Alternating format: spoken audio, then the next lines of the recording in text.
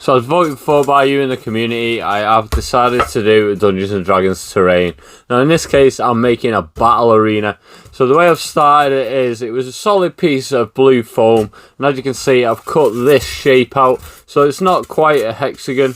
It goes round because I have left enough to split it, as you'll see what happens. So when I took that section out, I was left with a shape roughly like this.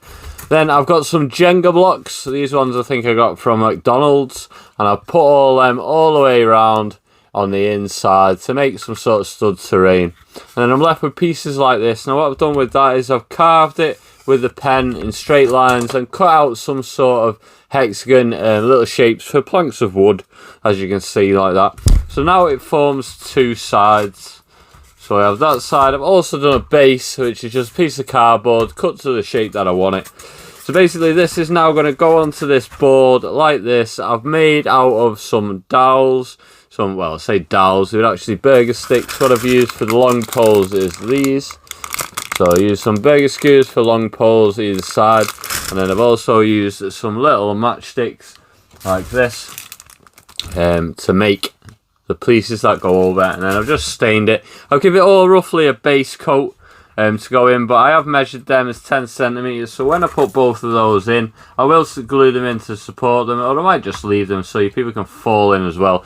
But you can see it's resembling a sort of a fight pit. So the next part I'm going to do, when I did do the base coat as well, I dabbed it with a piece of blue roll just to give it some other texture. That's why you can see lighter shades and darker shades. But I will go over it all, give it all a dry brush. I'm also going to do the centre section with some scenery sand, which looks like this. This is Games Master one. I'm hoping I've got enough in this tub. I might have, I might not. But we're going to go on from this stage. I am doing these live on YouTube though, so you can follow along on the little craft sessions that I do on YouTube. Or you can check back to see me do it all live. But we'll see how we get on in the next part.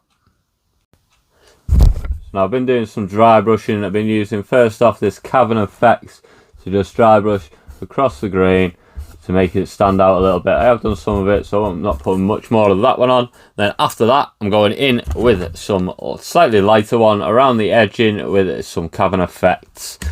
I'm also going to use that on the woodwork.